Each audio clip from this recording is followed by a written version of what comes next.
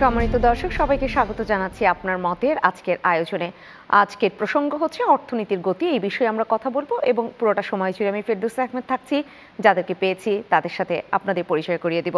আমাদের আপনার মত অনুষ্ঠানের এই স্টুডিওতে আজ উপস্থিত হয়েছেন Bangladesh international business forum IBFB এর সাবেক সভাপতি MS সিদ্দিকী এবং NBR এর সাবেক চেয়ারম্যান আব্দুল মজিদ। আপনাদের দুজনকে স্বাগত জানাচ্ছি আজকের আয়োজনে।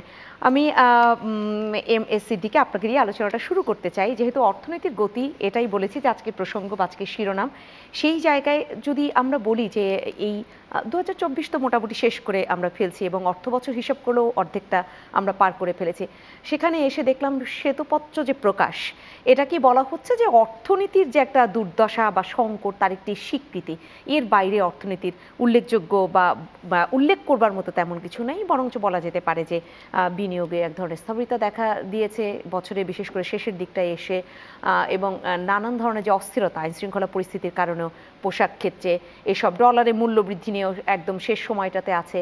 আর চাঁদাবাজি সেটা যেন কিভাবে একরকমই থেকে গেছে, শুধু হয়তো চেহারাগুলো বদল হয়েছে। এই যদি মোটা দাগের মোটামুটি আলোচনা হয়, গতি কি করে পাবে আমাদের অর্থনীতি? ঠিকই বলেছেন। প্রথমত যে শ্বেতপত্র, সেটা নিয়ে অনেক নাটকীয় অনেক সমালোচনা আলোচনা আছে। সেখানে অনেক কথা আছে। 400 পৃষ্ঠার এই শ্বেতপত্রে অর্থনীতি সম্পর্কে আছে, কিছু রাজনীতিও এসে গেছে, অনেক অপ্রয়োজনীয় প্রসঙ্গ আছে। তবে অর্থনীতির খুব বেসিক কিছু জিনিস তারা তুলে এনেছে। সেটা হচ্ছে যে বিনিয়োগের স্থবিরতা, তারপরে ব্যাংকগুলোর দুরবস্থা, আর্থিক খাতের দুরবস্থা, টাকা পাচার হয়ে যাওয়া, এগুলোকে, এবং সবচেয়ে বড় কথা যেটা ওটা প্রকাশ করেছে যেটা, সেটা হচ্ছে আমরা আস্তে আস্তে হেঁটে হেঁটে একটা মধ্যম আয়ের একটা ট্র্যাপে পড়ে গেছে আমাদের অর্থনীতি। যে কথাটা আগে আলোচিত ওইভাবে হয়নি, এবার একটু প্রকাশ্যে আসলো আলোচনাটা।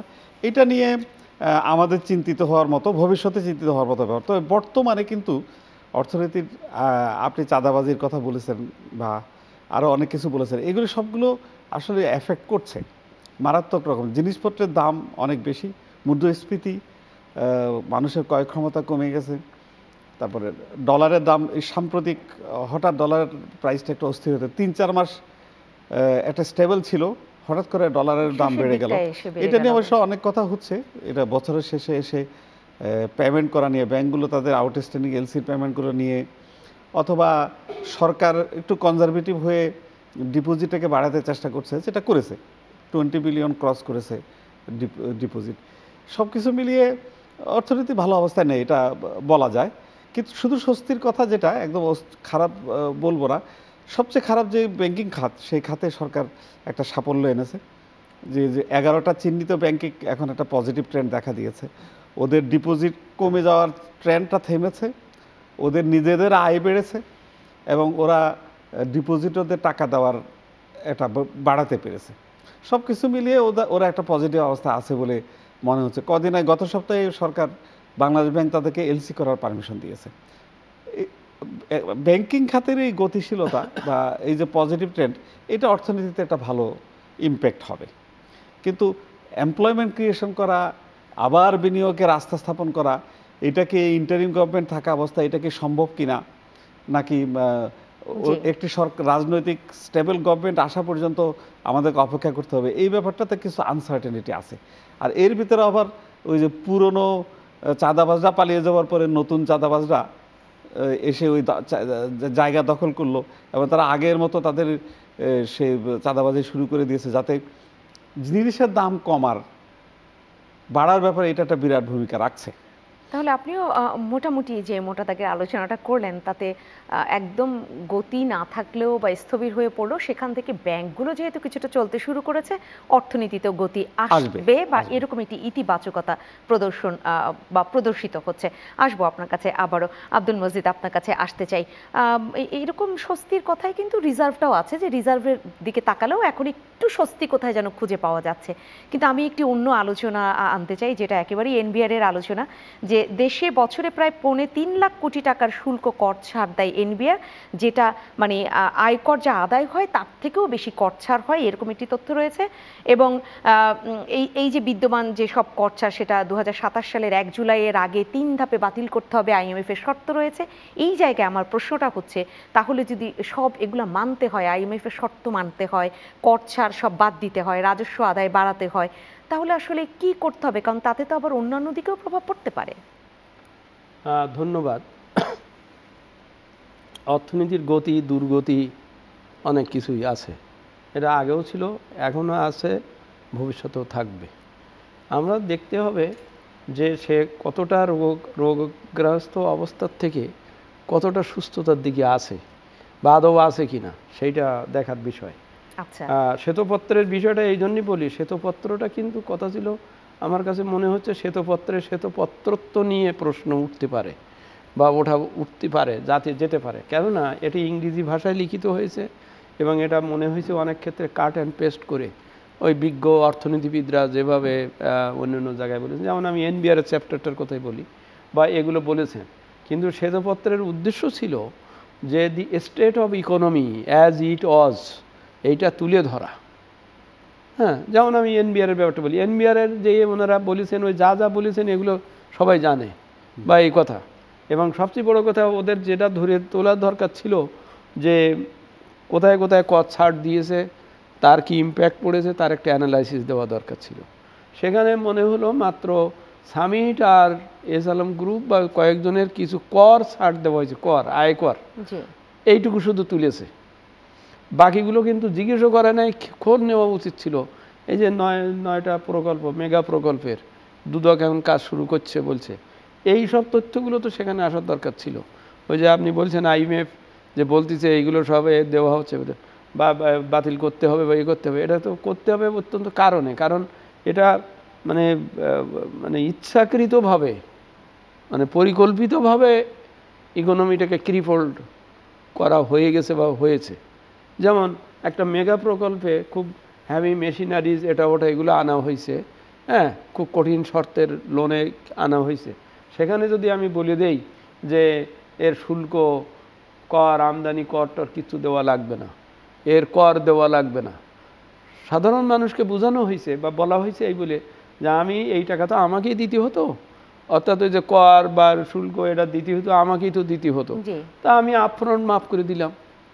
কিন্তু মৌলিক বিষয়টার এত বড় একটা অবনতি, দুর্গতি, সেটা হচ্ছেই যে আপনি যখন একটা বিদেশি একটা প্রতিষ্ঠানকে বা বিদেশি একটা ঋণের ওখান থেকে আপনি যখন শুল্ক আর কর ছাড় দেন বলেন, তখন হয় কি ওখানে স্বচ্ছতার একেবারে সম্পূর্ণ পরাস্ত হয়ে যায়। কিন্তু জনগণকে কি সেটা দিতে হয়নি না, প্রকল্প থেকে? না, এটা বলে ওইভাবে ছাড় দেয়া হলো, সেটা যেমন একটি তথ্য আপনি বললেন যে সুনির্দিষ্ট, সেটা যদি শ্বেতপত্রে আসতো ভালো হতো। কিন্তু আপনার এই জায়গাটা থেকে আমি আরেকটি তথ্য এখানে তুলে ধরতেই চাই। বছরে মানে 15 বছরে বলা হচ্ছে, এই সরকারি যে 15 বছর যে পতিত সরকারের কথা, সেখানে প্রকল্পগুলোতে 3.5 লাখ কোটি টাকা শুধু সরানো হয়েছে। তো এই টাকাটাও তো জনগণের। না, তো সেটাই তো বলছি, ওই সরানোর পথটা দিলাম, না না, সরানোর পথটাই তো তৈরি করা হয়েছে ওইভাবে। আমি বিষয়টাকে ক্লিয়ার করি। যেমন আমি বলি যে একটা প্রকল্পে 5000 মোবাইল ফোন আনা হবে, জি, হ্যাঁ, এখন 5000 মোবাইল ফোন দেবেন ওই আমার ওই ডোনার দেবেন, তিনি এর দাম 25 টাকার জায়গায় 75 টাকা করে ধরেছেন। জি, আমি বলেছি যে এর উপরে কোনো কর নেওয়া হবে না, শুল্ক নেওয়া হবে না, হবে না, মাফ করে দিছি।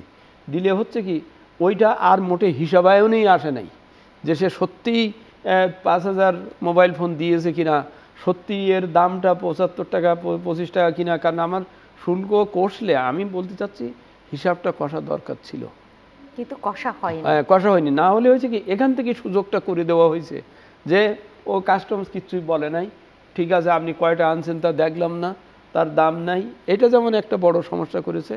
আর একটা সমস্যা করেছে এই যে এই cost, it is a cost, আমি যে ট্যাক্স বা যা দিচ্ছি এটা তো একটা কস্ট। এই কস্টটা আমার এই প্রকল্পের ব্যয়ের ভিতরে ধরা দরকার ছিল, কারণ এটা কস্ট। আমি যখন একটা জিনিস কলমের যখন আমি বিক্রি করি, তখন আমি এতে কত ট্যাক্স দিয়েছি, ভ্যাট কত দিয়েছি, সব ধরেই তো আমি মূল্যায়ন করি, করে আমি জনগণের কাছে বিক্রি করি।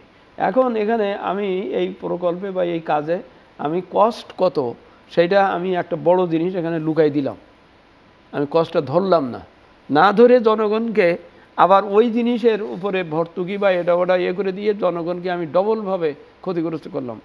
তৃতীয়ত হচ্ছে যদি এটা শুল্ক কর এগুলো নেওয়া হতো তাহলে ওইটাই হিসাবায়নে আসলে আজকে আমার ট্যাক্স জিডিপি রেশিওর যে দুরবস্থা এটা কিন্তু আমার কাগজ কলমে ঠিক থাকতো যে আমি কর এত নিয়েছি বা এত পেয়েছি। এক, দুই হচ্ছে আমি ওই কস্টিংটা ধরি নাই যেহেতু আমার দিতে হয়নি বা দেয়নি বলে।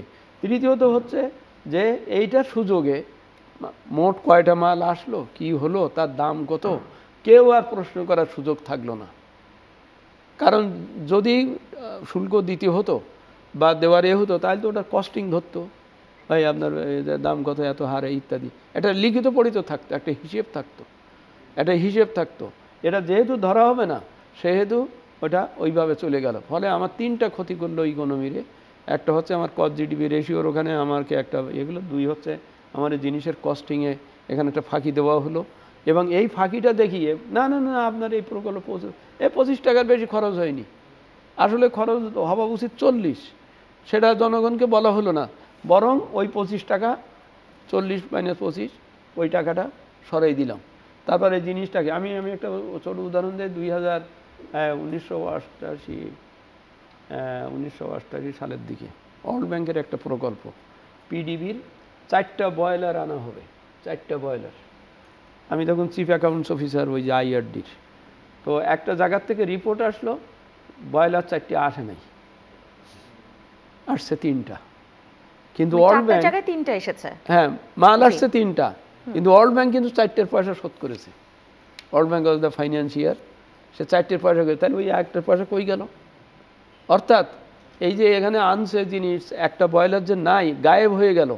এই গায়েব হলো, কিন্তু ওই মূল বেতন থেকে মূল্য থেকেও যদি ওই একটা বয়লারের দাম কম হতো তাহলে একটা কথা ছিল। ওয়ার্ল্ড ব্যাংকে আমি যখন পে করতে যাচ্ছি তখন দেখি আমাকে 4টে বয়লারের পয়সা দিতে হচ্ছে, কিন্তু আমার বয়লার আসছে 3টা। এই যে হিসাবের এই যে সূক্ষ্ম পদগুলো বের করা, ফাঁকি ঝুঁকি দেওয়ার পদ বের করা, এগুলো খুব পরিশীলিত মাথার থেকে এগুলো আসছে।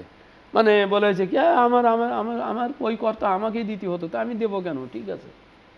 এবং এগুলো যারা বুদ্ধি দিয়েছেন তারা রীতিমতো লোটাস পত্রিকায় মানে পদ্ম পুরস্কার প্রাপ্ত ব্যক্তিরা। খুব খুব দুঃখজনক বলছি আর কি, বলছি এই জন্য যে যারা এই হিসাবে বিখ্যাত প্রজ্ঞাবান ব্যক্তিত্ব তারাই এইগুলোর সুযোগগুলো করে দিয়েছে। সেক্ষেত্রে আমি একটু এই যে আপনি যে কথাটা শেষ করি, এই যে এতটা টাকার কথা বললেন, যে টাকা ছেড়ে দেওয়া হয়েছে, এনবিআর লাস্ট পয়েন্ট পর্যন্ত দিছে, কিন্তু শ্বেতপত্র সেই সব একটাও হিসেব নেয় নাই বা দেখায়নি। এটাও তার বলা উচিত ছিল, দেখা উচিত ছিল। হতে পারে ওনাদের সময়ের অভাব হয়েছিল।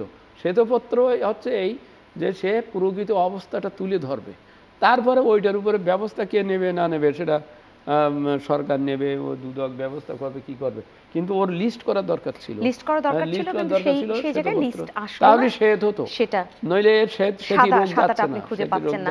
আমি এমএস সিদ্দিকে আপনার কাছে আসি, আপনি কতটা আসলে সাদা খুঁজে পাচ্ছেন? কারণ তারা যদি এই পুঙ্খানুপুঙ্খ যে হিসাব সেটা তুলে না ধরেন, কিন্তু আইএমএফ যখন আমাদেরকে ঋণ দিবে তারা তো নানান মনিটরিং এ থাকবে, এবং কিছুদিন পরপরই টাকা ছাড়ের আগে বাংলাদেশে আসবে, তারা সবকিছু দেখবে, এই ডলারের মূল্যও দেখবে, সবকিছু যে কেন একটা জায়গায় আবার স্থির হয়ে আছে।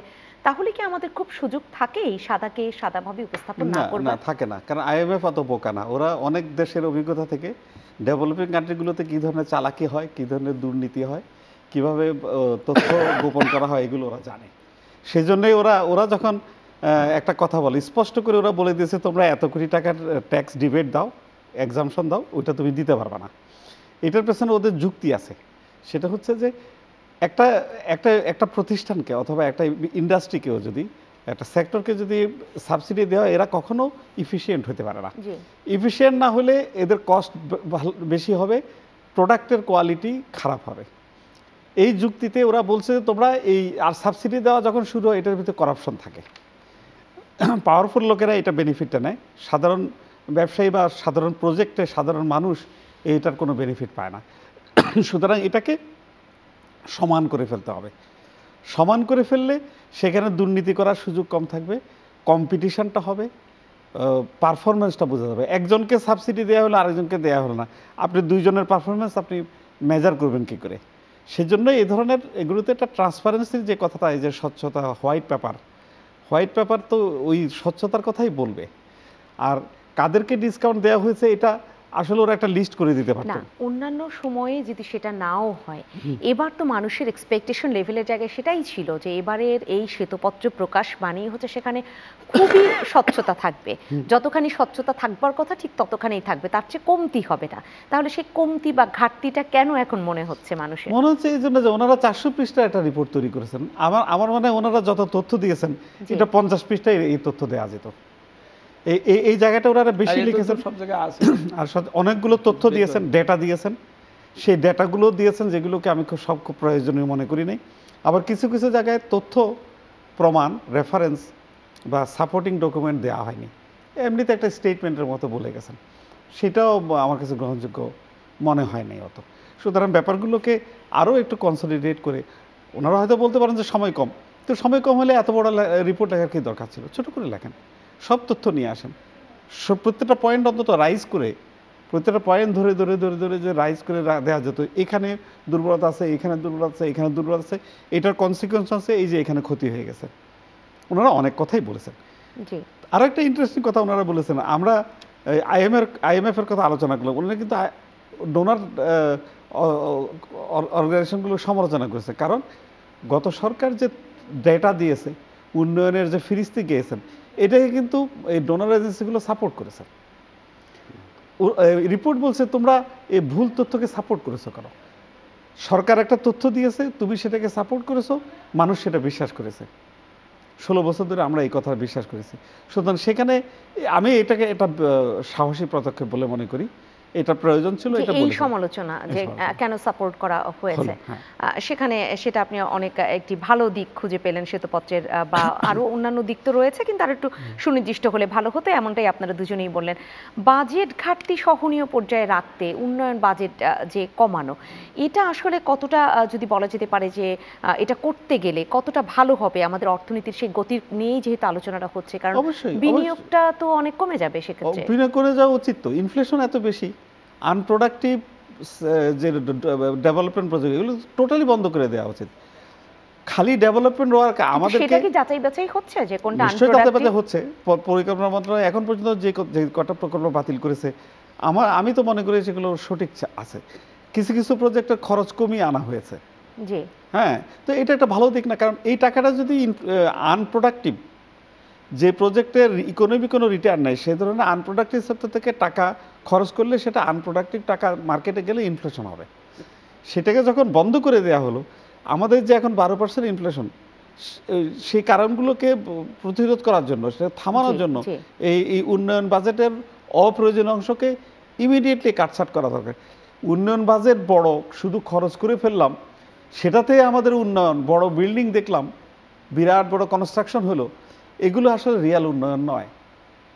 তাহলে রিয়েল যদি হতো তাহলে জিডিপিতে প্রভাব পড়তে পারতো, কিন্তু আপনি বললেন যে আনপ্রোডাক্টিভ হলে সেখানে জিডিপিতেও কোনো ধরনের প্রভাব পড়বে না, তাহলে সেই উন্নয়ন বাজেট আসলে কমিয়ে আনা যেতেই পারে আমাদের বাজেট ঘাটতি সহনীয় পর্যায়ে রাখতে। সহনীয় পর্যায়ে রাখতে আর কি কি করা উচিত? কারণ আমাদের প্রতি বছরই যে বাজেট, এবং এই আলোচনা আপনার সাথে আগেও পূর্ববর্তী সময়ও হয়েছে যে এনবিআরকেও না জিজ্ঞেস করে এক ধরনের বড় একটা বাজেট দেয়া হয়, আগে বাজেটটা ঘোষণা করা হয়, তারপর খাত ঠিক করা হয় কোন কোন খাত থেকে কত টাকা আসবে, সেটা আসলে কতটা পজিটিভ? এই তো সুন্দর প্রসঙ্গটা আপনি এনেছেন। আপনি এখানে ডোনারদের কথাও বলা হচ্ছে, এই যে IMF এখন শর্তগুলো দিচ্ছে, তুমি এই করো না করলে ভাবখানে এই যে তোমার সামনের টাকা ছাড় করবো না। তো গত 15 বছরও কিন্তু তারা ওই রকম ধরনের জুজুর ভয় দেখিয়েছে, কিন্তু আবার টাকা কিন্তু ঠিকই ছাড় করেছে।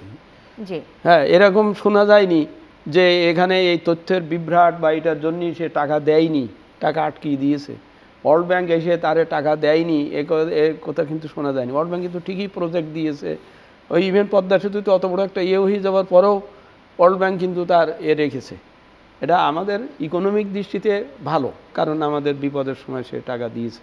কিন্তু টাকাটা দিয়েছে কাকে, কি পদ্ধতিতে? ওই যে বললাম 4টে বয়লারের কথা বললাম, হ্যাঁ, ওইভাবে দিলে তো এটা হলো না। আপনি সার্টিফাই করেছেন, হ্যাঁ, হ্যাঁ, শ্বেতপত্রের আমি আরেকটা দিক ওর সাথে সংযুক্ত করি। কথা হচ্ছে এরা অত্যন্ত শ্রদ্ধেয় এবং খুব গুরুত্বপূর্ণ অর্থনীতিবিদ বা ব্যক্তি ওনাদের দিয়ে করেছেন, ওনারা যথেষ্ট পরিশ্রম করেছেন, এটাও ঠিক আছে। কিন্তু সেই প্রথম থেকেই আমাদের একটা আশঙ্কা ছিল সীমাবদ্ধতার ব্যাপার। সেটা হচ্ছে এই যে ওনারা হয়তো অর্থনৈতিক থিওরি বিরাট বিরাট কথা বলবেন, যেগুলো ক্লাসও পড়েই থাকেন কিংবা যে কোনো বড় বড় সেমিনারে বলে থাকেন, সেইগুলো ওখানে তুলবেন। কথা হচ্ছে যে আমার গণমানুষের জিজ্ঞাসা বা প্রত্যাশা বা প্রার্থনা, এত বড় যে একটা বৈষম্য আন্দোলন তো এমনি এমনিও হয়নি। বহু মানুষের বহু আকাঙ্ক্ষার, বহু প্রত্যাশার, বহু প্রশ্নের উত্তর খোঁজার জন্যই তো এটা করা হয়েছে, এই আন্দোলনটা হয়েছে। এবং শ্বেতপত্রের উপরে ইচ্ছাটা ওইটাই, এটা গণমানুষের বোধগম্য শ্বেতপত্র হওয়া দরকার ছিল। প্রথম হচ্ছে ইংরেজি ভাষায় বলেছি আমি, ওটা ইংরেজি বাংলা করবেন, সেই বাংলা হয়তো কঠিন বাংলা হবে। আমি বলতে চাচ্ছি যে ওটাকে মোর একাডেমিক করা ঠিক না, গণমানুষের হওয়া উচিত ছিল। সেই জায়গায় কতটা হলো আমি আবারও আসবো আপনার কাছে, বিরতি নিয়ে আপনাকেই শুনবো। সম্মানিত দর্শক, আপনার মতের আজকের এই যে আয়োজন অর্থনীতির গতি, এই সময়টাতে নিতে হচ্ছে ছোট্ট একটা বিরতি, ফিরবো শীঘ্রই, সাথে থাকবেন। সম্মানিত দর্শক, আবারও ফিরে এলাম আপনার মতের আজকের আয়োজনে। আজ আমরা কথা বলছি অর্থনীতির গতি এই প্রসঙ্গে, এবং যারা রয়েছেন আজকের এই অর্থনীতির গতি প্রসঙ্গে আলোচনা করবার জন্য আবারও পরিচয় করিয়ে দিই আপনাদের সাথে। রয়েছেন আমাদের মাঝে Bangladesh international business forum IBFB এর সাবেক সভাপতি MS সিদ্দিকী, এবং রয়েছেন NBR এর সাবেক চেয়ারম্যান ডক্টর মোহাম্মদ আব্দুল মজিদ। আবার আলোচনায় ফিরবো। আপনাকে থামিয়ে গিয়েছিলাম, বলছিলেন যে জনগণের সেই যে মতের এক ধরনের প্রতিফলন, বা তারা যে কারণে সেই রাস্তায় নেমে আসলো, সেটা হওয়া উচিত ছিল শ্বেতপত্রে, কিন্তু সেই অর্থে হয়নি। কি কি হলে সেই হতো তাদের প্রতিফলনটা? শ্বেতপত্রে তো একেবারে লিস্ট ধরে বলতে হবে সব তা না, কিন্তু শ্বেতপত্রটা যেন জনগণের বোধগম্য হয়, যে এই ৫+৪=৯, এখানে ৫+৪=৮ করা হয়েছিল, বা ৭+৮=২=৯, এটা বলা হয়েছে ১০, এই ধরনের। অর্থাৎ তাদের সহজ ভাষায় তারা বোঝে, যে যেমন কথার কথা পরিষ্কার বলবে, ক্লিয়ার করবে যে পদ্মা সেতু আমাদের বিরাট অর্থনীতিতে বিরাট উপকার করেছে, যোগাযোগ ব্যবস্থা ভালো বেড়েছে, সব ভালো, এটা ওর পজিটিভ দিক, এটা বলতে হবে, বলে তারপর বলতে হবে তবেই এইটা বানাতে যেয়ে খরচ এত হতে পারত। হ্যাঁ, কারণ ওই যে রেট অফ রিটার্ন হিসেব করা হয়েছিল না, সম্ভাব্যতা যাচাই করা হয়েছিল না, তখন তো একটা ফিগার ছিল, সেই ফিগারের থেকে এটা কতটা বেশি হয়েছে, বেশি হওয়াতে কি কি ক্ষতি হয়েছে। হ্যাঁ, যেমন কস্ট বেড়ে গেছে, তারপরে বেড়ে গেছে, ভাড়া বাড়াতে হবে ভবিষ্যতে, অথবা এই টাকা তুলতে গেলে আরও বহু বছর অপেক্ষা করতে হবে। এই যে কথাগুলো অ্যানালাইসিস করে জনগণের বোঝার জন্য, কারণ জনগণ কিন্তু মনে করতে পারে কোনো এক সময় বা স্বাভাবিকভাবে এত সুন্দর একটা পদ্মা সেতু বানানো হলো, তা ওনারা কেন মাঝে মাঝে সমালোচনা করেন। হ্যাঁ, সমালোচনার জায়গাটাও ক্লিয়ার করতে হবে, যে হ্যাঁ এইটার দ্বারা আমার এই যে সব গাড়ির হিসেব কষা হয়েছিল, যে টাকা উঠিয়ে আসবে, যে কয় বছরে ইয়ে হবে, মানুষ তো এটা বিনিয়োগ করে, তো একটা লক্ষ্যমাত্রা করে, তার লক্ষ্যমাত্রা এইটার ছিল এই, পরিষ্কার ফাইল ডাকবে, ওই যে এখন দুদক ডেকেছে আর কি, ফাইল নেবে, নিয়ে দেখবে পরিষ্কার করে, বা পদ্মা সেতু কর্তৃপক্ষের কাছে লিখিতভাবে জানতে চাবে যে ভাই আপনার অরিজিনাল এস্টিমেট কত ছিল, তারপরে এটা যে আপনি বাড়াইছেন কি কি যুক্তিতে বাড়াইছেন, কবে কিভাবে হয়েছে, একবার পরিষ্কার তার কাছ থেকে লিখিত নেবে, নিয়ে সেটা ওখানে তুলে দেবে। জনগণ কিন্তু জানতে চাচ্ছে যে এই যে এত বড় উন্নতি হলো, উন্নয়ন হলো, উনি বললেন খুব উন্নয়ন হয়েছে এবং আমরা তার সুফল কিছু না কিছু পাচ্ছি, এটাও ঠিক, কিন্তু সেটার কোথায় দুর্গতি, আমার অর্থনীতির দুর্গতি কি, কোথায় কিভাবে হলো, কেন হলো। যেমন আমরা দেখলাম যে এই হট্টগোলের সময় দুটো স্টেশন ক্ষতিগ্রস্ত হলো। হ্যাঁ, তা ক্ষতিগ্রস্ত হলে পরের দিনই সেই সময় বলা হলো কয়েক হাজার কোটি টাকা, ১,০০০ কোটি টাকা না কত কোটি টাকা লাগবে এটা সোজা করতে, কথা বলা হলো। কিন্তু পরবর্তীকালে আমরা দেখলাম এটা মাত্র ২-১০০ কোটি টাকার ভিতরে হয়ে গেছে, বা তাড়াতাড়ি হয়ে গেছে। এখানে এটা বিশ্লেষণগুলো আসা দরকার, যে একটা স্টেশনের স্বাভাবিক, যেমন আজকেও লিখেছে অনেকে, ওই যে চিটাগাং খুলনার দিকে যে রেল লাইন গেছে, কয়েকটা স্টেশনের লোকেরা লিখেছে যে আমার সিম্পল একটা স্টেশন, আমি আসবো উঠবে, এই আমার এখানে এত বড় একটা নয়ন অভিরাম বিরাট একটা খরচ করে আমার এই স্টেশন বানাবার কি দরকার ছিল। হ্যাঁ, কারণটা হচ্ছে যে সেখানে দেখা গেছে ওই যে একটা এর কবির কবিতা আছে না, যেখানে দেখিবে ছাই উড়াইয়া দেখো তাই, পাইলেও পাইতে পারো অমূল্য রতন। সাধারণত এইসব ক্ষেত্রে যেটা হয় যে একটা কাজ পেয়েছি, এখানে ঢালো, যত টাকা দেখানো যায় না, করা কিন্তু যায় আপনি যেটা সেটা বললেন নেওয়া যে যায়। মানুষ একটা স্টেশন চাই, ট্রেন আসবে, আমি উঠে পড়বো, এত নয়নাভিরাম দৃশ্য বা এত সাজসজ্জা আমার দরকার নেই। মানুষের সাথে আলাপ করে কি আসলে সেই নকশাগুলো হয়? হয়নি তো, সেটাই তো বলছি, ওই কথাগুলো তখন অটোমেটিক্যালি উঠে আসবে যে এই যে আপনি যে বিল্ডিং যে ব্রিজ আপনি 25 টাকায় বানাতে পারতেন, সেই বিল্ডিংয়ে আপনি 75 টাকা খরচ দেখালেন, করলেন, আপনার এই খরচগুলোর কি কোনো ইয়ে ছিল? যেমন খুব সহজভাবে বলি, ইয়ে কী বলে, টানেল প্রকল্প, তারও বেশ কিছু, ইভেন চট্টগ্রাম কক্সবাজার যে রেলওয়ে প্রকল্প, এটা অমুক তারিখের মধ্যে আমার এটা উদ্বোধন করতেই হবে, হ্যাঁ আমার এটা করতেই হবে, সুতরাং তুমি যত তাড়াতাড়ি যেভাবে পারো খরচ করো, করে করলো, পরে খরচও করা হলো, পরে দেখা গেল যে বৃষ্টির পানি এসে ডুবে গেছে, তারপরে দেখা গেল যে ওই যে কক্সবাজারের যে অত সুন্দর একটা রেল স্টেশন কি এটা করেছে আর কি, হ্যাঁ দেখা গেল ওখান থেকে পানি টুপে টুপে পড়তেছে, অর্থাৎ কাজের কোনো কোয়ালিটি বা কোনো কিছু দেখেন, অথচ টাকা কিন্তু খরচ হয়ে গেছে। এই জিনিসগুলো বিশ্লেষণ লাগবে, প্রকল্পগুলো আসলে এসেছে, আমি একটু এটার বিশ্লেষণ লাগবে, কারণ না লাগবে না, এটার সাথে শেষ করি, বিশ্লেষণ কেন লাগবে যে আজকে আমাকে একটা উন্নয়ন দেখিয়ে দেওয়া হয়ে গেল, হ্যাঁ কিন্তু আমি ওই উন্নয়নের গাড়িতে উঠবার মতন সক্ষমতার আমার আর রেখে যান নাই বা যাওয়া নাই, আমার পয়সা নেই, আমার জিনিসপত্রের দাম বেশি, আমার বেশি, অর্থাৎ এত লোন করা হয়ে গেছে, সেইটা শোধ করতে গেলে যেমন 2025 সালে আপনি দেখবেন বাজেটে একটা বিরাট চাঙ্ক আমার চলে যাবে, দিতে হবে, কারণ ওই সহজ সত্ত্বে কি কঠিন সত্ত্বের স্বল্পমেয়াদী ঋণ নেওয়া তো দেওয়া হচ্ছে। তাহলে এখন আপনি আমাকে যদি এমনভাবে ঋণগ্রস্ত করে দিয়ে যেয়ে আমাকে বলেন এই নাও তোমার একটা ঘর বানিয়ে দিলাম, তা আমি তো ঘরে উঠতেই পারবো না, ও তো ঘরে থাকবে না। এই যে উনি যে কথাটা বলছিলেন, থিওরিটি হচ্ছে গুডস অ্যান্ড সার্ভিস প্রডিউস না হয়ে যদি টাকা খরচ হয় এবং সেই খরচকে যদি আপনি জিডিপিতে শো করেন যে আমি এত টাকা খরচ করেছি, বিনিয়োগ করেছি, তাই আমার এই হয়েছে, কিন্তু আপনার তো জিনিস হয়নি, গুডস অ্যান্ড সার্ভিস তো প্রডিউস হয়নি। যেমন কেউ কেউ বলছেন যে ওই টাকা দিয়ে আরো দুটো পদ্মা সেতু বানানো যেত ইত্যাদি, এগুলো হয়তো মৌখিক কথা বলছে, কিন্তু এখানে একটা বন্টনের যে ব্যাপারটা কাজ করে সেটা তো আসে। আমি আপনার কাছে আবার আসি, আমি বসিয়ে রেখেছি অনেকক্ষণ এম এস সিদ্দিকী রয়েছেন আমাদের সাথে, আপনার কাছে একটু শুনতে চাই। যেমন বললেন যেটা ঘর বানিয়ে দিল, ঘরের মধ্যে উঠবার যে যোগ্যতা বা সেই যে একটা পথ সেটাই আমার নাই, সেরকম ছোটোখাটো বিষয়গুলো তো বাংলাদেশে রয়েছে, এবং বাংলাদেশে যে উন্নয়নের যেটা আমরা দেখতে পেয়েছি সেটাও সব জায়গায় সমানভাবে হয়েছে কিনা, ছোটোখাটো ব্রিজ হয়েছে, ব্রিজে উঠবার কোনো রাস্তা থাকে না, এই যে নানান কিছু, সেখানেও তো ওই ঘরে উঠবার মতোই ব্যবস্থা হয়, সেটা কি খুব ভাবা হয় বাংলাদেশে?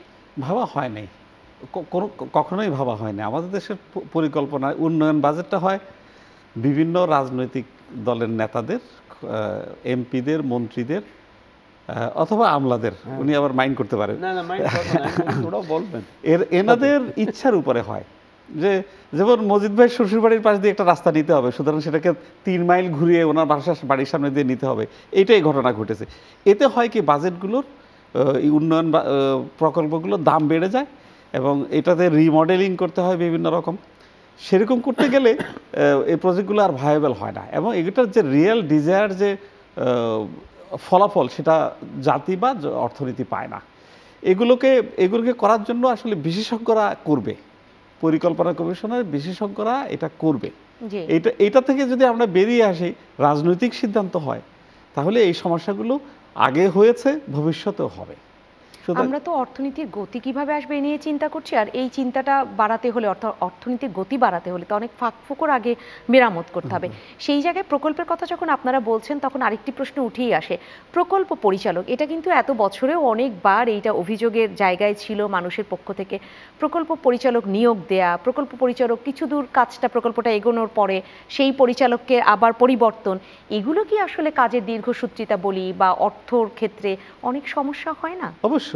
আপনার এইখানে আমি বলবো প্রথমত প্রকল্প পরিচালক কারা, ওই সরকারি কর্মকর্তা এবং ইঞ্জিনিয়ারদেরকে দেওয়া হয় যারা সরকারি কাজ করেছেন।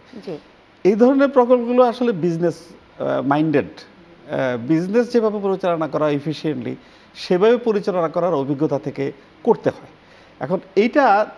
এখন এটা তো অনেক লম্বা কথা বলে ফেলতে, তো সংক্ষেপে বলি, আমাদের দেশে যে আমলাতন্ত্র, ব্যুরোক্রেসিটা, এটা হলো এন্ট্রিতে ঢুকবেন ওনারা সচিব হয়ে বেরিয়ে যাবেন, যিনি উনি একজন সম্মানিত প্রাক্তন সচিব।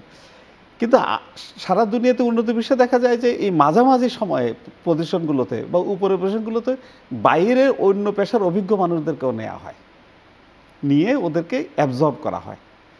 আমাদের দেশে এই সিস্টেম না, আমাদের একেবারে রিজিট, বাইরের আর কেউ ঢুকতে পারবে না। এই প্রকল্পগুলো করার ব্যাপারে কোনো প্রকল্প করার আগের অভিজ্ঞতা যাদের আছে এটা তাদেরকে নিতে হবে, সেটা অন্য পেশা থেকে তাদেরকে আনতে হবে।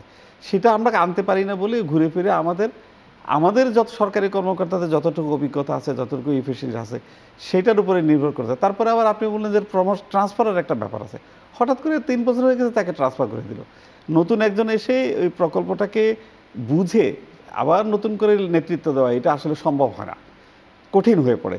এই ধরনের কাজের জন্য এই প্রকল্পগুলোর দাম বেড়ে যায়, সময় বেশি নষ্ট হয়, কস্ট বেড়ে যায়, ইনএফিশিয়েন্ট হয় প্রজেক্টগুলো। এগুলো আমাদের এই ডেভেলপমেন্ট প্রোগ্রামের পার্ট অফ দি প্রোগ্রাম। এইটাকে যতদিন পর্যন্ত আমরা রিফর্ম না করব, এখন তো আবার রিফর্ম নিয়ে অনেক আলোচনা হচ্ছে, এখানটা যদি রিফর্ম না করা যায় আমাদের এই ইনএফিশিয়েন্সি ভবিষ্যতেও থাকবে। জি, আমি ডক্টর মোহাম্মদ আব্দুল মজিদ আপনার কাছে একটু আবার অন্যভাবে ঘুরিয়ে 2024 শেষ করছি, সেই জায়গাটায় আসতে চাই যে 2024 অর্থনীতিতে সংকট রেখে যাচ্ছে এবং অর্থ বছরও 24-25 অর্থ বছরের অর্ধেকটা পার হয়ে গেছে, অনেক সংকট নিয়েই পারটা হয়েছে। সেই জায়গায় বলা হচ্ছে অনেক সংকট রেখে গেলেও 2024 এই অর্থনীতিতে নেতৃত্বের জায়গাটায় একটা স্বচ্ছতা রেখে যাচ্ছে, বিশেষ করে জুলাই আগস্টের পরবর্তী সময়। নেতৃত্বের স্বচ্ছতা আমাদের গতি কতটা আনতে পারে? দেখুন, এখানে 3টা ইস্যু খুব ইম্পর্টেন্ট। একটা হচ্ছে সাধারণত একটা নির্বাচনের বছরে, আমি আপনার সাথে আরও একটা আলোচনায় বলেছি, জি, আমাদের দেশে নির্বাচনটা যেহেতু ডিসেম্বর বা জানুয়ারিতে হয়, নির্বাচনের বছরের বাজেটটা করা হয় এইভাবে যে আমি প্রথম 6 মাসের বাজেট দিয়ে যাচ্ছি, অর্থাৎ এক্সিস্টিং গভর্নমেন্ট তার যা যা কর্মসূচি আছে সেইটা দেবে, আর বাকিটা আমি একটা ধারণা দিয়ে যাচ্ছি, কিন্তু it will be finalised by the next government, যারা নতুন আসবে, আমরা আসলি আমরা বা অন্যরা আসলি, সেইভাবে কিন্তু প্রতিটা নির্বাচনের সময়গুলোতে কিন্তু বলা হয়েছে। এই গতবারের 24-25-এর বাজেট করার সময় একবারও এই কথাটা বলা হলো না যে আমরা এই 6 মাসে দিয়ে যাচ্ছি, বাকিটা বাকির, হ্যাঁ, বলা হলো না। এই ভাবখানা বছর হবে এটা কি ভাবা হয়েছিল কিনা? না, আমি সেটাই বলছি, অর্থাৎ এইটা দিয়ে একটা ধারণা দেওয়া হলো আমিই আছি, আমরাই করব, আমরাই এইভাবে দিচ্ছি। অর্থাৎ ওইভাবে বলাতে ভাবাতে 2024-25-এর যে বাজেটটি দেওয়া হয়েছিল সেটি কিন্তু একটা মোটামুটি সামনে জুন পর্যন্ত সময়ে আমি এত টাকা খরচ করবো, প্রত্যেক এমপিকে এত করে টাকা দেব, এটা করব সেটা করব, অনেক কিছু, এটা নির্বাচনের বছর আমি তারে আরও কি করব, আমার এই কাজ শেষ করতে হবে, এই করতে হবে, এইসব দৃষ্টিভঙ্গির থেকেই বাজেটটা করা হয়েছিল। কিন্তু আমরা জুলাইয়ের এই আন্দোলনের পরে আমরা একটি নতুন নেতৃত্ব, নতুন পাচ্ছি, নতুন একটা সরকার পেলাম, ঠিক আছে। এনাদের কিন্তু ওই প্রথমেই কিন্তু বাজেটটা সংশোধনের প্রশ্নটা এসে যায়, সংশোধন করবেন, কারণ উনি বলেছেন উনি প্রত্যেকদিন 4টা করে সবরিগোলা খাবেন, এই বলে উনি বাজেট বানাইছেন। আমার তো এখন সেই সময় নাই, আমি তো এখন একটা বিরাট সংসার, অভাবের সংসারের ভিতরে পড়ে গেছি, আমার তো ওই 4টা সবরিগোলা খাবার বাজেট কাটিয়ে 2টা করা উচিত বা করা যাওয়া দরকার, সেইটা তারা করছেন বা করতে যাচ্ছেন। ফলে হচ্ছে এবং একটা ঘোষণাতে এসেছে সেটা জানুয়ারি শেষেই পাওয়া যাবে, মানে অর্থাৎ এটা করতে হচ্ছে। আপনি যে বললেন যে 24টা এইভাবে শেষ হচ্ছে, পরে 25-এ কি হবে, আমি সেইটার কন্টেক্ট নেতৃত্বে যেহেতু স্বচ্ছতা রেখে যাচ্ছে, হ্যাঁ সেটাই বলছি, স্বচ্ছতা তার রাখতে হচ্ছেই, কারণ তাকে তো ম্যানেজ করতে হবে, এটা তো ম্যানেজ করতে হবে। কিন্তু ম্যানেজটা বড্ড কঠিন হয়ে যাচ্ছে এই জন্যেই যে এখানে 2টা পক্ষ রয়ে গেছে। আগের জন আমাকে একটা বিরাট ঢালাও বাজেট দিয়ে গেছে, সেই ঢালাও বাজেট অনুযায়ী অনেকে খরচ করবার জন্যে প্রস্তুত হয়ে গেছেন। ঠিক সেই সময় আমি এসে বললাম যে আপনি এটা খরচ করতে পারবেন না, তা ওনার তো তরকারি কিনে হয়তো চড়ানো হয়ে গেছে, হ্যাঁ, তখন প্রশ্ন তুলতেছে, তা স্যার আমি তাহলে তরকারি কিনে যে এটা করলাম তাহলে কি করব, একটা কারণ ও তো অনিচ্ছা দেখাবেই। আমরা ইদানিং বলি যে আইন শৃঙ্খলা পরিস্থিতি বা হচ্ছে এই গভর্নমেন্ট আর একটু বেশি করতে পারতো কিনা বা এটা মনে হচ্ছে, তো কথাটা বাস্তবতাটা খেয়াল করতে হবে। আপনি কোন অর্থনীতিকে কাদেরকে আপনি এখন নিয়ন্ত্রণ করতে যাচ্ছেন বা কাদের নিয়ে আপনি কাজ করছেন, জি। তাদের মনের ভিতরে তো একটা অলরেডি তার নিজস্ব একটা ধারণা তার ভিতরে, তার কি বলে ওই ডিফল্ট হয়েই গেছে যে আমার এইটা খরচ করতে হবে, আমি এইভাবে হিসেব করছি, আমার এইভাবে করছি, এখন আমাকে থামতে বলা হচ্ছে। সুতরাং আমার যাতে থামতে না হয় সেইগুলোর ওই যে অশান্তি, যে কি বলে অনাগ্রহটা, এটা কিন্তু প্রকাশ পাচ্ছে। আপনি যেটা বললেন না না, কলার এটা জায়গায় বলছি যদি কঠিন হচ্ছে এই জন্য বলছি, অনাগ্রহতাটা কিন্তু অন্যভাবে প্রকাশ পাচ্ছে।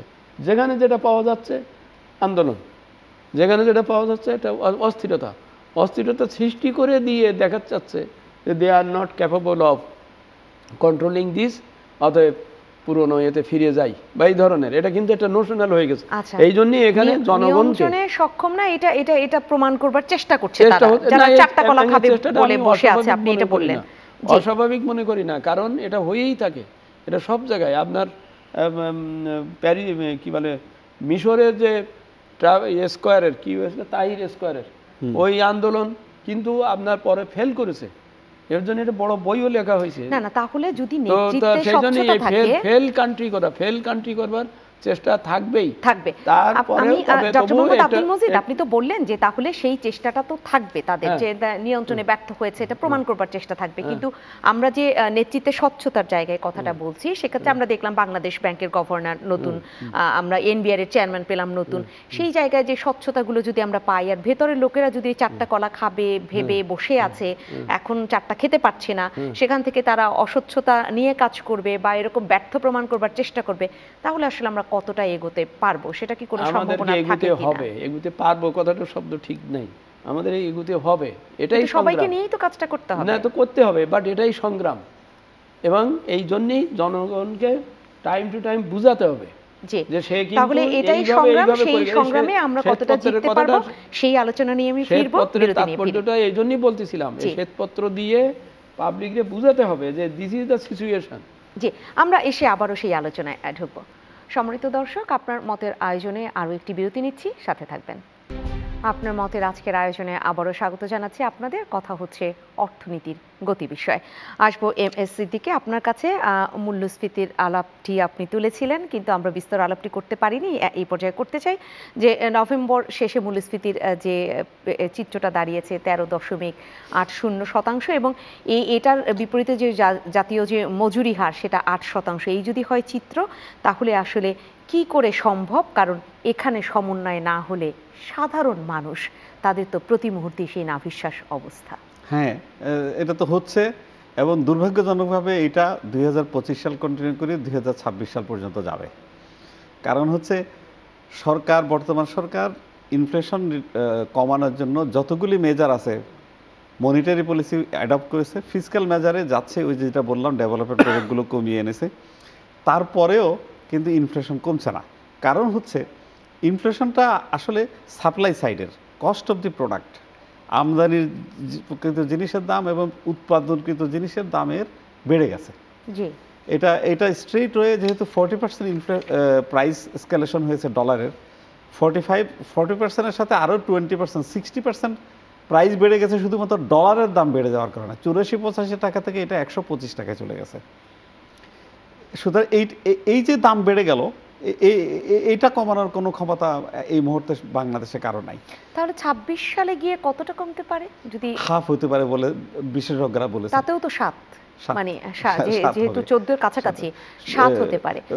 দর্শকরা যতই হতাশ হোক, এটা হচ্ছে রিয়েলিটি। মানে একদম স্বচ্ছতার সাথে কাজ হলেও, সদিচ্ছা, স্বচ্ছতা, এই শব্দগুলো ব্যবহার করেও যদি কাজ হয়, তারপরও 7-এর নিচে আপনি দেখতে পাচ্ছেন না। আমি যদি একটু পার্শ্ববর্তী দেশ শ্রীলঙ্কার সাথে আমাদের তুলনামূলক আলোচনাটা করি, ওরা 22 সালে যখন ওদের সেই একদম গণ অভ্যুত্থান হলো, তখন ওদের যে মূল্যস্ফীতির অবস্থা ছিল, আর এখন আমরা শ্রীলঙ্কার দিকে তাকালে দেখতে পাই তাদের মূল্যস্ফীতি শূন্যের নিচে চলে গেছে, এবং সেখানে তারা ঋণাত্মক মূল্যস্ফীতি দেখাচ্ছে। তাহলে মানে ওরা কি কারণে পারলো, আর যে কারণে আমরা পারবো না? সেটা আমরা করছি না। যেমন ওই যে পুরনো চাঁদাবাজের জায়গায় নতুন চাঁদাবাজ বসে গেছে, ওদের ওই খরচটা কিভাবে কমাবেন? না না, আপনি তো বললেন সর্বোচ্চ স্বচ্ছতা, সদিচ্ছা, যদি সবাই মিলে স্বচ্ছতা এবং সদিচ্ছা পোষণ করি, তারপরও 7%-এর নিচে সম্ভাবনা নেই। বলছি সেখানে আমরা এখন আর কি করতে পারে, সেই প্রশ্ন তো আপনি স্বাভাবিকভাবে করতে পারেন। যে আপনি তো বললেন অনেকগুলো মেজার নিয়েছে সরকার, সেটা কোনো কাজ হচ্ছে না। যেমন একটা বলেছি, এই যে চাঁদাবাজি, সাপ্লাই চেইনের একটা দুর্বলতা আমাদের দেশে আছে।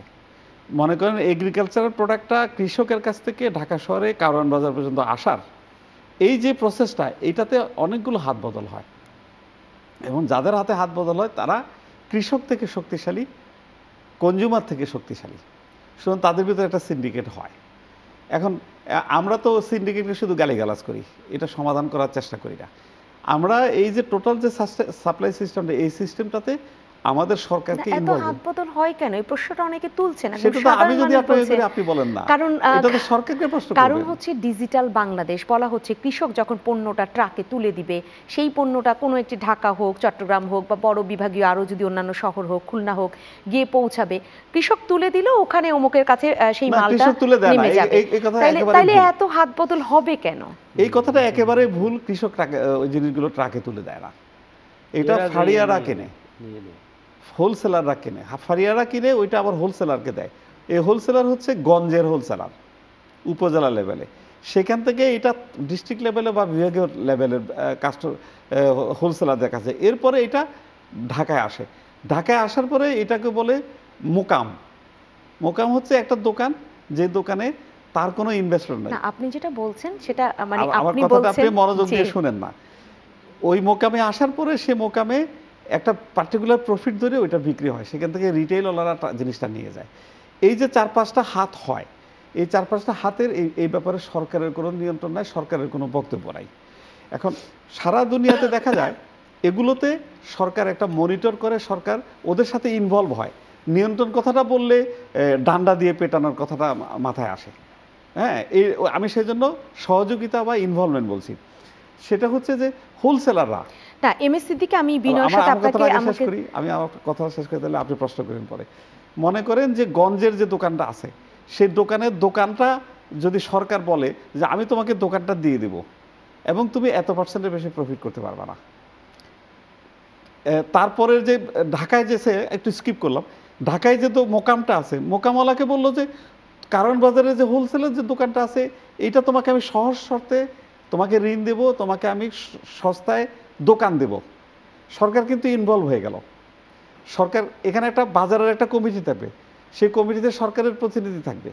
এটা গঞ্জের বাজার হোক আর কারওয়ান বাজার হোক, এইখানে সরকার তাদের নিয়ন্ত্রণটা ঢুকবে কমিটিতে। তারা আলোচনা করবে যে কত % প্রফিট হওয়া উচিত মোকামের, হোলসেল মার্কেটের, সেটা নিয়ন্ত্রণ করবে। এইভাবে যদি নিয়ন্ত্রণ করা যায়, তাহলে এই সাপ্লাই সিস্টেমটাকে যে টোটালি নিয়ন্ত্রণ করা যায়, এইটা আমি আবিষ্কার করা কোনো কথা বলছি না। সারা দুনিয়াতে উন্নত বিশ্বে সাপ্লাই সিস্টেমটাকে এভাবে নিয়ন্ত্রণ করা হয়। আপনি আবিষ্কার করা কোনো কথা বলছেন না, আপনি একদম তাবৎ পৃথিবীর যে সিস্টেম সেটা বলছেন। এবং আমি আপনাকে থামাতে বারবার যে চাচ্ছিলাম, তার কারণটা এটাই যে এই কথাগুলো আপনারা যারা রয়েছেন বিশেষজ্ঞ, আপনাদের কাছ থেকে অসংখ্যবার আমরা শুনেছি, আমাদের মাধ্যমে দর্শকরা শুনেছে। কিন্তু প্রশ্নটা হচ্ছে, সেটা তো এই বিগত 15 বছরেও শুনেছি বা তারও আগে শুনেছি, কিন্তু এই যে নতুন ভাবা হচ্ছে যে বৈষম্য বিরোধী ছাত্র আন্দোলন, এত ছাত্র জনতা প্রাণ দিল তো অনেক বৈষম্য নিরসনের জন্য, সিস্টেম গড়ে উঠবার জন্য, এখন কেন আমরা এইটা ভাবতে পারছি না? বা সেই ডিজিটালাইজেশনের কথা বলা হয়, আপনি যে সিস্টেমটা দেখালেন যে আবিষ্কার করেননি, সিস্টেমই আছে সারা পৃথিবীর, সেই সিস্টেমটা প্রয়োগ কেন করা হচ্ছে না? প্রশ্নটা আমার এখানে। সেইটা রিফর্মের কথা বলছে এই সরকার। কোনো রাজনৈতিক সরকার এটা করবে বলে আমি ব্যক্তিগতভাবে মনে করি না। কারণ ওই সাপ্লাই সিস্টেমে যারা বেনিফিশিয়ারি তারাই রাজনীতি করে, তারাই সরকার দলীয় হয়। অন্তর্বর্তী সরকার, আচ্ছা, অন্তর্বর্তী সরকারের এইখানে আমি একটা কথা দিয়ে আপনার প্রশ্নের উত্তরটা দিই। কদিন আগে, 10-15 দিন আগের একটা অনুষ্ঠানে মাননীয় অর্থ অ্যাডভাইজার বললেন যে চাঁদাবাজ 3 রকম আছে। উনি মার্কেটে যে দেখেছেন, বলে 3 রকম হচ্ছে। একটা হচ্ছে প্রাক্তন চাঁদাবাজ, যারা অলরেডি বিদায় নিয়েছে। আরেকটা হচ্ছে নতুন চাঁদাবাজ এসছে। আরেকজন আছে পার্মানেন্ট মার্কেটে চাঁদাবাজ, অর্থাৎ এরা যেই সরকারি আসুক, এরা স্থানীয়, এরা পার্মানেন্টলি থাকে, এরা চাঁদাবাজি করে। তো এর সাথে আমি একটা অ্যাড করি, আমি আবার এই চাঁদাবাজ নিয়ে দোকানদারদের সাথে কথা বলেছি। তো বলেছে আরও একটা চাঁদাবাজ আছে, সেটা হচ্ছে পুলিশ, আইন শৃঙ্খলা বাহিনীর রক্ষাকারী। তাই বললেন যে এদের ভিতরে কে তোমাদেরকে বেশি অত্যাচার করে? বলে যে সবচেয়ে ভালো চাঁদাবাজ হচ্ছে আইন শৃঙ্খলা রক্ষা বাহিনীর লোকেরা। কারণ তারা আমরা কত টাকা দিতে পারবো এটা বুঝে নির্দিষ্ট টাকা, সবসময় নির্দিষ্ট টাকাই নেয়, কম বেশি করে। কিন্তু অন্য চাঁদাবাজরা একটু হয়, একটু অবুঝ টাইপের হয়। ওরা হঠাৎ করে একদিন বেশি টাকা চেয়ে বসে।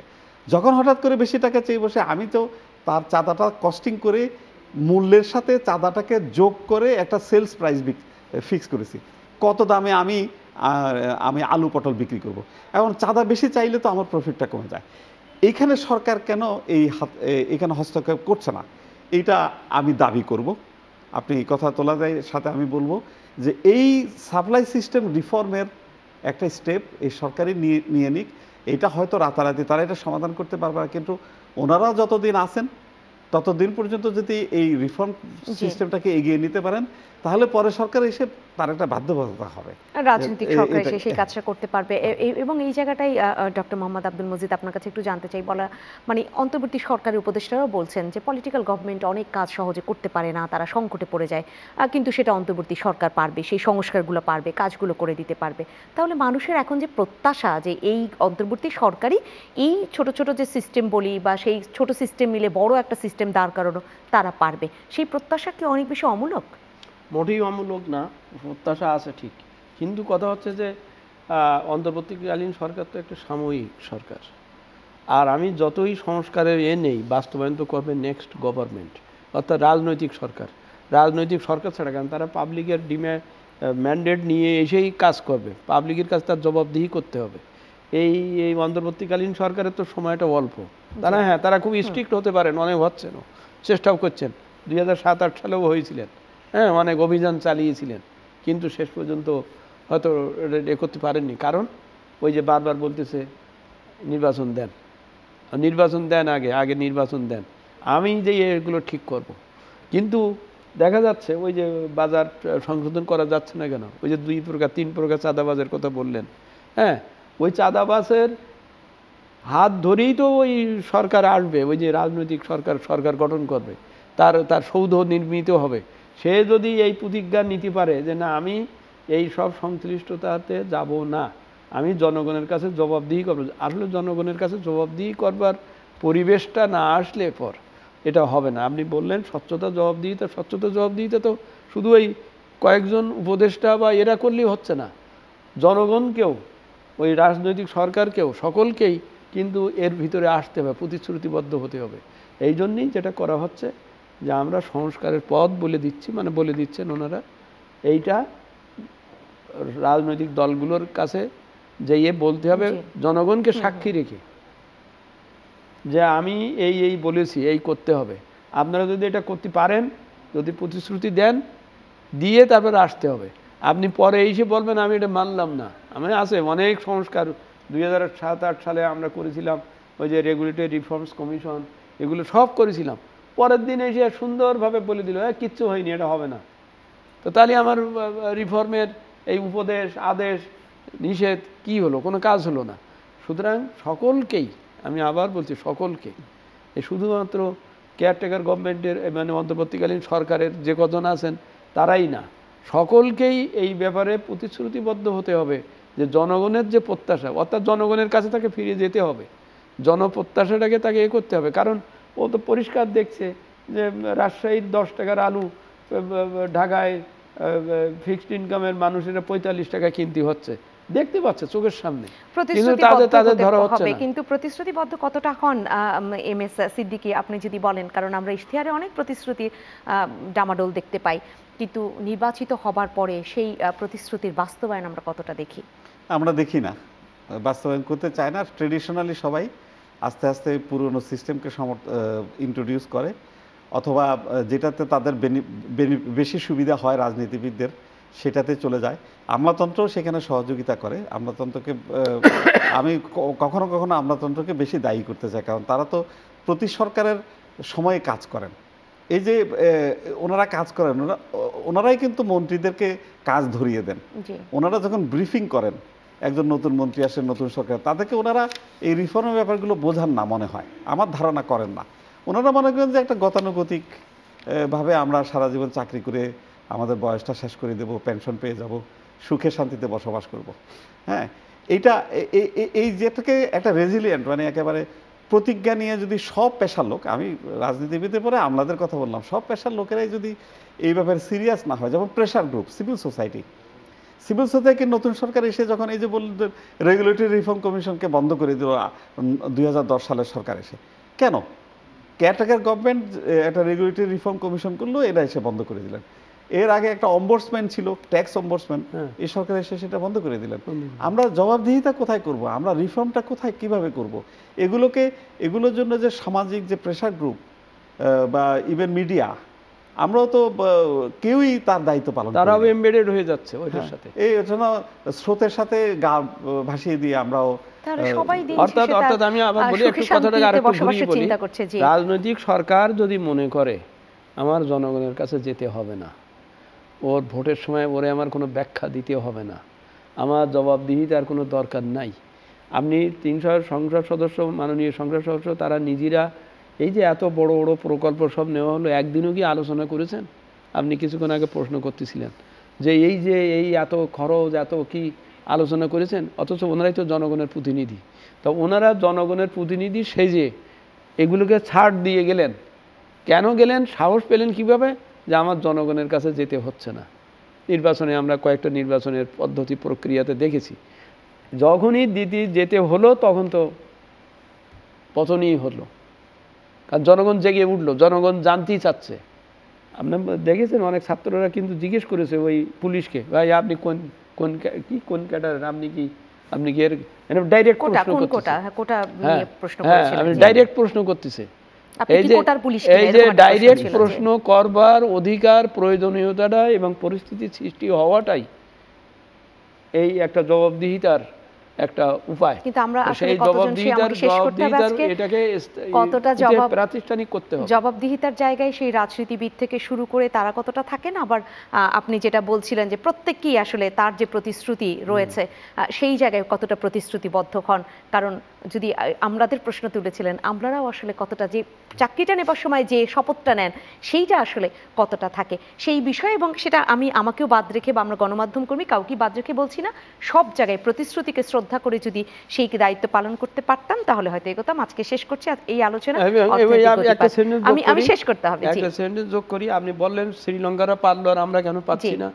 পার্থক্যটা এখানে আমাদের শ্রীলঙ্কারা ওই রকম একটা অবস্থার থেকে কোথায় 24 চলে গিয়েছিল ইনফ্লেশন, এখন আপনি বলছেন নিচে চলে আসছে। It is because all the people তারা প্রতিশ্রুতিবদ্ধ, কিন্তু আমরা আমাদের রোলটা প্লে করি না। অসংখ্য ধন্যবাদ জানাচ্ছি MS সিদ্দিকী আপনাকে এবং ডক্টর মোহাম্মদ আব্দুল মজিদ আপনাকে অসংখ্য ধন্যবাদ। সম্মানিত দর্শক, আপনাদেরকে অসংখ্য ধন্যবাদ। আজকে আমরা আলোচনা যেটা করলাম অর্থনীতির গতি, সেখানে গতি আসুক প্রত্যাশা রাখতে পারি, কিন্তু আমাদের সবাইকে আসলে সেই জায়গায় কাজ করতে হবে, নিঃসন্দেহে পারার চেষ্টা করব আমরা। সবাই ভালো থাকবেন।